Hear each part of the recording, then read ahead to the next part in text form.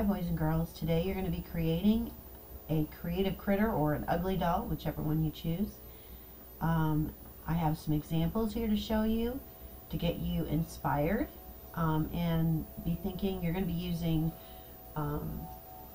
felt to create these, so different colors of felt. Be planning out what colors you're going to use. Here are some examples of ugly dolls from the actual movie The Ugly Dolls. You can see that they are very simple shapes. Most of them are just a shape with some arms, legs, and maybe ears or horns. Depending on how many eyes they have, you can see some have two, some have one. They all have a straight mouth. Some have teeth, some do not. Okay, you could go with like a farm animal or an ocean creature. I thought these were kind of cute. If you're doing these, you could probably, the farm animals, you could use the whip stitch to seal them up, but if you're doing this one, in order for these ribbons to be hanging out, you're going to need to do the running stitch, which I'll talk about later. Okay, here I could also click on the Artsonia gallery to show you, but these are a few from an Artsonia gallery of other students that have done this project, and you can see that they've been very creative with their little critters. So step one is to, in your sketchbook, you're going to design what you want yours to look like. Then you're going to create and cut out a template or a pattern. And this, what you see over here, is what I would call a template or pattern, where you're going to just cut this shape out, lay it on top of your felt so that you can get the right shape. You can either trace it with an oil pastel, or you could just pin it on there and cut around it. And this one is actually one that someone made. You can see that they've indicated that they're going to do two big white circles. That's this white circle on there for their eye. They're going to cut out two black circles for the pupil of the eye. They're going to cut out a heart to sew on there, and a little tooth. And the line, if you're just doing lines, that's just a stitch. You can just stitch that on there and make it look that way. So anyway, pin your template or pattern piece to your felt, cut around your templates, then sew on the face and other details first. And then you're going to put your two pieces of felt together and sew the front and back together almost all the way around, and leave a little space for the filling. And then once you have it filled with the stuffing, you will sew that opening shut. Don't forget to take a photo of your ugly doll and upload it to Artsonia. So my biggest tip for you today is keep it simple. Don't do anything too complicated. And this is, you can see this person has sewn all the way around, and then they left this little opening right here. This right here is the opening that they're leaving so they can stuff it first, and then they will finish sewing that out together. Okay, here's a little video on how to do a whip stitch.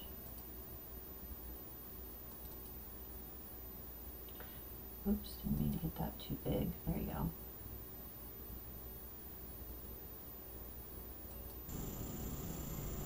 Hi boys and girls. So if you are moving on to the creative critters or ugly dolls, you're going to need a piece of felt. You're going to want to fold it in half, plan out, hopefully you filled out your planning page, and then you're going to draw. I'm using a white oil pastel to draw what the shape is I want on here. If you have a dark piece of felt, you may want to use a light colored oil pastel, and if you have a lighter one, you might want a darker one. But remember, if you do this too much, you might be able to see it on your finished thing. Hopefully you'll remember to put it on the inside. So whatever your shape is, I'm just going to pretend like mine is a little guy. So I'm making myself. And I'm going to pause this because this is the part where you can either draw your shape on there, or you can cut out your planning template piece of paper that you planned it on. You can cut that shape out, lay it on your fabric, and cut around it. A little ugly doll. And then so you're just going to cut out the shape. You want to have two layers. You need the back and the front. So make sure when you do it that you fold it over and it fits on there. Then you're going to cut it out. Oh, one thing that might help this to not come apart when you're cutting it out is if you use a T-pin. Hold on, let me grab one.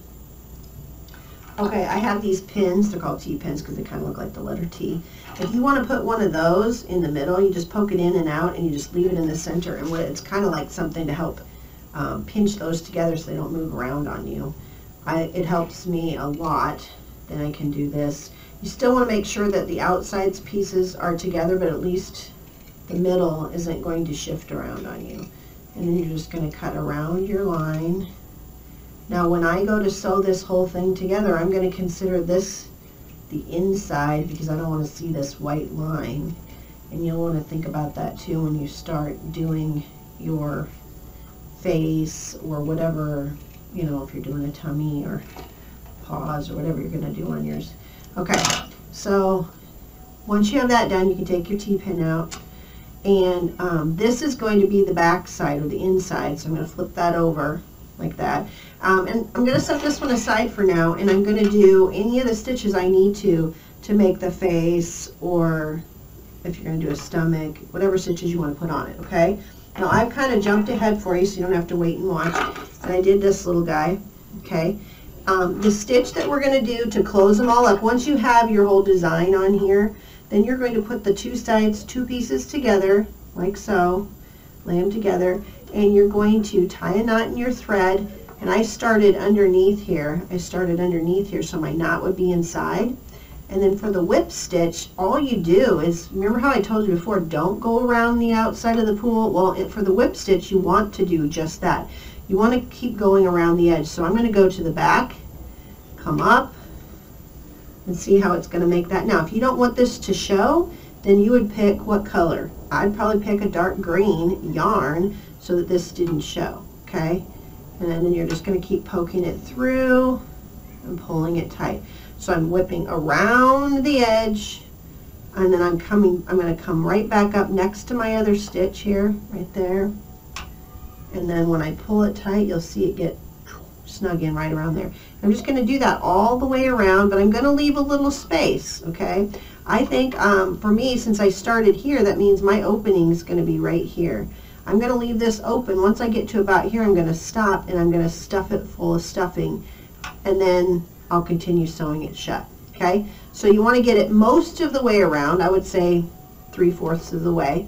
Leave enough space. I might even just go to this hand so I have plenty of space to put my stuffing in. And then the rest of it you're going to stitch after you get the stuffing in. But there wouldn't be any point in putting it in right now. It would just make my job harder. Okay? And that's all you have to do. If you run out of this, you're just going to tie a knot and get another piece of yarn, put it on, and keep going around. Okay? Have fun! Okay, and so speaking about knots, at this point, if you do not know how to tie a knot, you're going to need to find somebody at the station with you that can help you. I will probably be busy passing out paint, so I'm not going to be able to do that for you. However, I know there are people in your class that know how to tie a knot, and you can come over and I can show you how, but you are going to need to learn how to tie a knot if this is a station that you want to go to. Okay, so let's talk about the next thing. If you are doing the running stitch is just going up, down, up, down, up, down, up, down, all the way around the outside of your critter. Stitch size matters. You can see this person went way too fast and took way too big of stitches. They didn't even sew around the hand. When you go to stuff this, your stuffing can fall out of these little openings. So you need to do a nice regular tight stitch and go all the way around. Don't leave big gaps like this. Okay, take your time and do a good job on your stitching. You could also consider adding name labels. I thought this was kind of cute. They actually folded a little piece of material over it and wrote the name. You know, when you buy one in the store, sometimes they'll have a little tag on them that tells what the character's name is. I thought that was a really creative idea. So, directions for you are draw your simple shape for the body on a piece of paper, and we're going to do that in our sketchbooks. And then use that template to cut out 2 layers of fabric in that shape, so it should be a simple shape that you're cutting out. Plan out the other shapes you want your critter to have, so eyes, teeth, nose, etc. And either cut them out of fabric if you want, or you can use buttons for the eyes and nose if you want to. I have some buttons I'll put out in that station. Then you can either hot glue or sew your details onto your critter. And finally, stitch around the outside, leaving a little space open to fill with stuffing before you close up the last part. Here are a few more ideas. I thought this was cute. These kids attached a little mini bio, which tells a little bit about their character. So if we zoom in on this one, his name is Sour. It says he is a serious guy. Better watch out. He loves to fight and wrestle. He also is a sour, so you might want to watch out. That's kind of cute.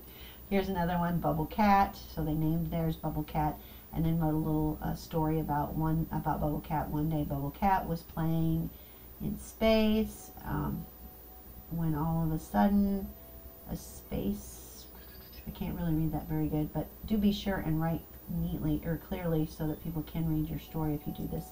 Here's another one, Sage. They named theirs Sage. Hi, my name is Sage. And then it tells little things about Sage characteristics. So I hope you're going to have fun with this. Here's some more examples for inspiration that I just found out there online. Thought you might like. You could do a dinosaur. You could do a woodland creature. Look at all these cute little squirrels and raccoons.